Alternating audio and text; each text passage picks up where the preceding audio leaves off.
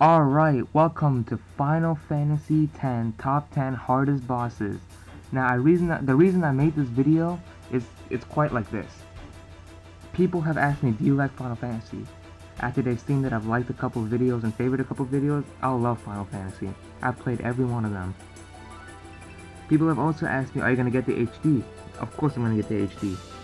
And so, with that, people ask me, have you played the game before? Do you know any tips and tricks?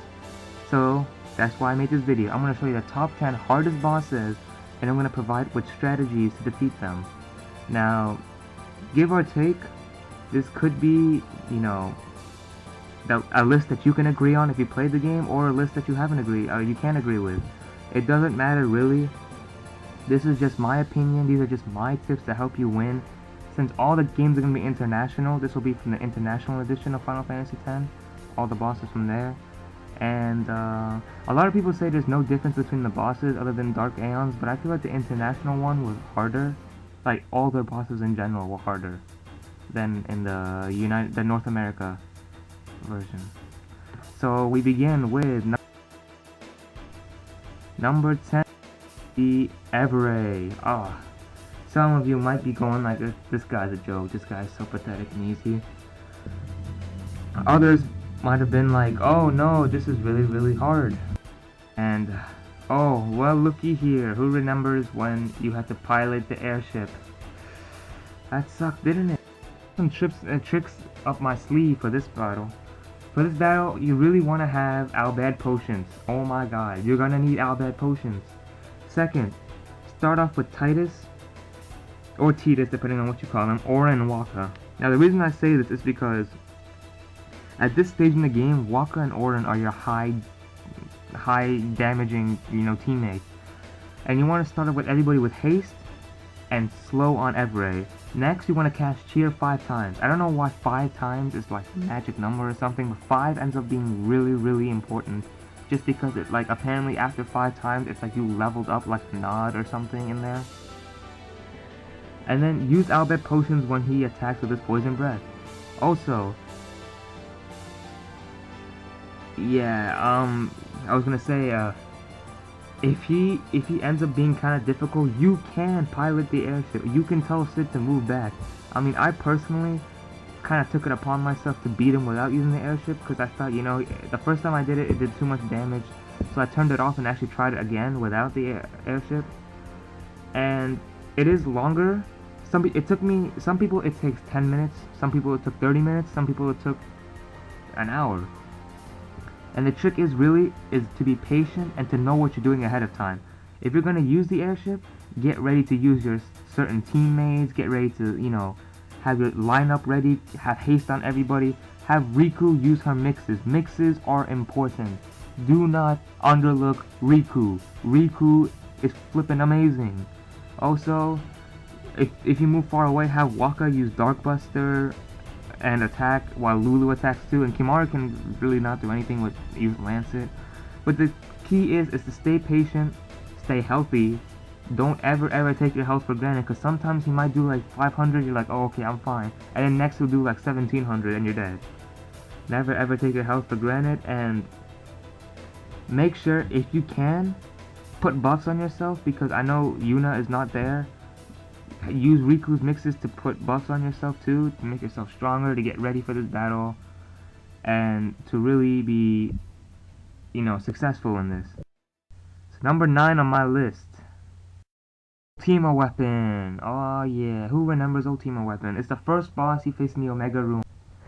So the trick to this battle really is, depending on how well you raise your characters, is, first of all, there's 2 ways you can do this. One, you can kind of go right away, kind of level up a little bit in the Omega Ruins and go to him, or you can fight him after you get all your legendary weapons and all that. If you get all your legendary weapons, all the Aeons, everything like that, this boss will be so easy, it will take no time off your hands. You will literally spend 5 minutes and he's done. If you do it beforehand, though, excuse me, if you do it beforehand, though, it's important to understand that Riku might be your best friend in here. Now, he's really not that hard. If you have Kimahri and he knows Mighty Guard, you use Mighty Guard right away. Then get Orin to go attack. Get Tidus to use Haste on everybody. And if you want to, you can summon Aeons in case he's too strong for you. But there's really nothing. There's nothing unique about this boss. Nothing you need to really worry about. It's just that it's those little things. If you take your health, kind of like Everett, if you take your health for granted, if you take your turn for granted, you're just kind of wasting around, or you just keep on attacking and attacking, you don't really buff yourself up for anything, he will take you down. And I've seen people get killed by this guy, all because, they were just attacking. Oh, he's only doing 2,000 here, oh, 2,000 there. Next thing you know, he does like a special move, and oh, it's over, you lost. So number 8 on this list, Omega Weapon, the next weapon you face. Now, during this battle, Kimahri can actually learn Nova, the strongest overdrive in the game for him. Now, Mighty Guard's going to be your best friend. To be honest, Nova is really, really weak. It's really cool looking, but it's really, really weak. And what you really want to do is you want to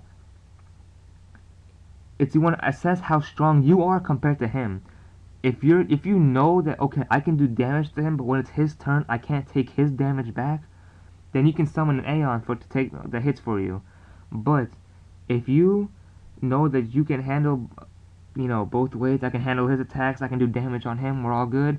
Never take your health for granted. I guarantee you, 99.9% of people who die fighting these bosses in my list all died because they took their health, their status, if they have like status ailments like poison or something like that, for granted. So when you fight him, just remember that he is not hard as long as you're aware of the situation, you're aware of when his turns are. And if you play the international version, this is one of the bosses where I feel like he's harder on the international version than on the North America version, because I just feel like in the international version, he did more damage and he was faster than in the North America version. So you gotta be aware of that. And to prepare for this battle, you really need the same thing as Ultima Weapon. Number 7 on my list, Dark Valefor. What? Dark Valefor? On this list? Why? Let me tell you why I put Dark Valefor number 7 on this list. Do you know how many idiots walk back to Besaid thinking, oh, this guy is gonna be easy, and they get their butts kicked in the first 5 minutes of the battle, all because they didn't pay attention. Dark Valefor is a Dark Aeon. How does that name right there should tell you maybe he's a little bit stronger than, your Aeon that you have right now. But no, people don't listen to me. Anyhow, to beat this boss, you have to if you have Anima, this will be really, really easy. But if you don't have Anima or Magus Sisters, it's all good. All you really need to do is make sure you're buffed. You have auto life at all times. If you don't have auto life, don't even attempt to fight him, unless you know you're super strong and you can take his hits. And his overdrives, you can, have your Aeons take that, or take the damage for you. It's important to, when you're taking the Dark Aeons from the beginning, it's important to kind of have some good equipment on, maybe your legendary weapons, your celestial weapons, or some good equipment maybe with like auto protect, the auto haste. Haste is important for all the Dark Aeons. He's not really that hard, but do you know how many idiots walk up to him? I bet you I've told you this a million times now. How many idiots walk up to him and gets their butts kicked in the first 5 minutes, all because they didn't freaking pay attention. Number 6 on this list. Alright, here's where the shockers come. Hold it, guys, hold it. Penance. Oh my god, I can see the faces of those guys who played the international version looking at me right now, calling me an idiot, probably, calling me retarded or something. But let me tell you why I put him number 6. By the time you face Penance, which is after you fight all the Dark Aeons, you've probably already completed most of the monster arena. You've caught all the monsters for that. You probably already have Nemesis. You've already beaten all the Dark Aeons, obviously. You probably already have all your legendary weapons, all your overdrives. You're basically set not to fail. But, like I said here with my strategy, don't take it for granted. He will kick you in the balls really, really hard if you don't pay attention. So, to really, really, really, really be good in this fight, or to really do well in this fight, you need to have all your legendary weapons. Preferably, your team should be Wakka, Riku, and Tidus. You know what? I've actually done like I've kind of like reviewed this a little bit. I've kind of played the game, and I've felt that even though you max out speed, for example, in all the games, Wakka, Riku, and Tidus, whatever, ends up having more turns than if you put any other character in there to play. Now, even like with maxed out stats, and like I've counted like 60 against Pennis, and I've got like 40, or like not even 40, like 50 turns to 10 when I had these three on, when I had max speed and everything, versus like when I put Auron or Yuna or Lulu or Kamari in there, I had like 40 or 35, even less. And so this is why I picked these three, because they end up being faster. Your armor needs to have auto haste, ribbon, auto protect, auto phoenix. You do not need over 9,999 health to beat him. You do not need it. Do not tell me, oh my god, I need over 9,999 to beat him. You will do fine. He is not that hard. But you have to be aware though, if you don't have auto protect, then cast haste on everybody and protect on everybody immediately. Also, Ribbon will really help because he has moves like Emotion or whatever it's called, where like he'll put tons of status ailments on you, and you really don't want to waste your time dealing with casting Anencia and Death Spell and all those kind of things to get rid of it. And Auto Phoenix really, you get okay. All right, when you set up your overdrives, I know I didn't write it on here, but when you set up your overdrives, you're gonna set it up with Comrade for everybody. Okay, when you have less than 10,000 health, Comrade levels up your it moves your overdrive bar way faster than if you had over 9,999. I don't know why, but it ends up being that way, and you get to do overdrives more often.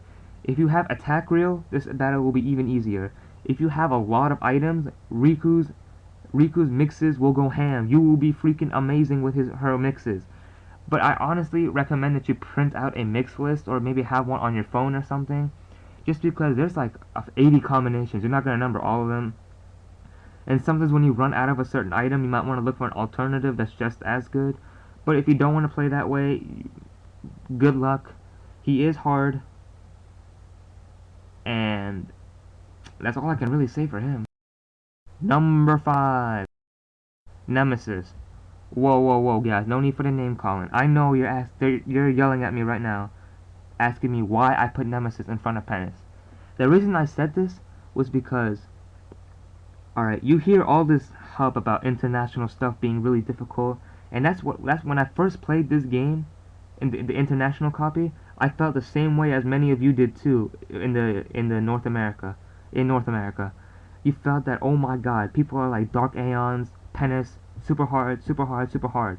So you did the Monster Arena first, and you fought Nemesis first, before you fought maybe most of the Dark Aeons, or the harder Dark Aeons. And that's why I put him up here. He is difficult, he'll do damage, but the thing is though, he is slow. Like, I don't understand. I looked up his stats, and he ends up having like 150 or 200 speed, but he's especially if he casts haste and you have pretty good close to max stats, or if you've done I didn't do the leveling up glitch thing where you fight like the Dawn Tomberry or whatever. I never did that. I never knew about it, or beforehand I never knew about it. So when I fought him, I was a lot weaker, and I just felt like I was less prepared. I was less kind of, knowing what's gonna happen, instead of Pennis, because everybody said Pennis. Oh my god, he's so hard. You're gonna die. He's gonna use Judgment Day. It's all over for you. So that's why I put him up here. So I have some strategies, some notes you can take. Auto Life is really helpful. Auto Life, of course, is helpful. Pennis is probably harder when you look at the overall factor, but just the way I kind of look at him, he's kind of like a Pennis and an Omega weapon put together. He looks like an Omega weapon. He attacks kind of like an Omega weapon, but he kind of does the damage and puts a lot of status ailments like Penis does. He really doesn't have a detrimental move. I mean, people are talking about Armageddon or whatever it's called. It's not really a really difficult move to overcome. I mean, if you really have trouble, Aeons. I mean, you might die the first time or second time. Aeons are really helpful, and yeah, I mean, it's not really that hard. There's always a method to the madness. Just remember that. There's always a method. Number 4, Dark Shiva. Alright, Dark Shiva. Dark Shiva is hard. Dark Shiva is fast, she's accurate. You basically need to be maxed out in speed and accuracy. She will get multiple turns, she will stack moves on moves on moves. And this is the thing, the next 3 bosses or 4 bosses I have, what am I on, number 4? They will stack moves on you. They will do 2 or 3 in a row where you're kind of like overwhelmed by them, and then they might throw in like an overdrive in there. Hyper Mighty G, Null All or Super Null All, whatever that thing is called, one of Riku's mixes. These will be your best friend. Also, it is time for you maybe to start getting your ultimate equipment. The equipment I showed for Penis. If you start building up items to make that ultimate equipment, you'll be set. Because my next one. So back to Dark Magus Sisters. I didn't take notes for these ones. I'm just gonna tell you guys. I'm sorry. But you'll be chased by them, and you can run them out. So basically, fight them one at a time. Or you can fight all 3 of them at the same time. If you fight all 3 of them at the same time, I probably would put them number 2 on my list. But I fought them all separately, and I fought them all together. But I mean, most likely you guys will probably want to fight them all separately. They can't do Delta Attack. Their only real move you have to worry about is Mega Graviton. You gotta, basically the same procedures as Shiva, except by the time you get to Dark Magus Sisters, you're pretty much stacked with stats, with equipment. You pretty much are like you kind of understand how the Dark Aeons fight, how they roll, their tempo, things like that. Number 2. Dark Anima. Oh my gosh. Now, apparently, I don't know if this was my game, but I didn't have to fight the Dark Aeons in order. I don't know if this the same thing for you guys, but I actually met Dark Anima for the first time on accident. I did the trial thing, and you kind of go to Xenarkand. If you haven't played the game, it's kind of like towards the end of the game. And I came back just after I beat Yunalesca just to see, just to catch some monsters for the monster arena. And I did the trial again. And like apparently there was like some cutscene where like an earthquake happens or whatever. So I come out the other end, it's from the front end, and I just meet up with Dark Anima. I'm like, ho ho ho ho ho, okay. At that time, this was the first Dark Aeon I've ever met. Like people are like Dark Valefor was the first one. No, this one was my first one. So you should have seen my reaction when I didn't even get a turn. I literally looked at this and I'm like, oh, I'm screwed, aren't I? Dark Anima is hard.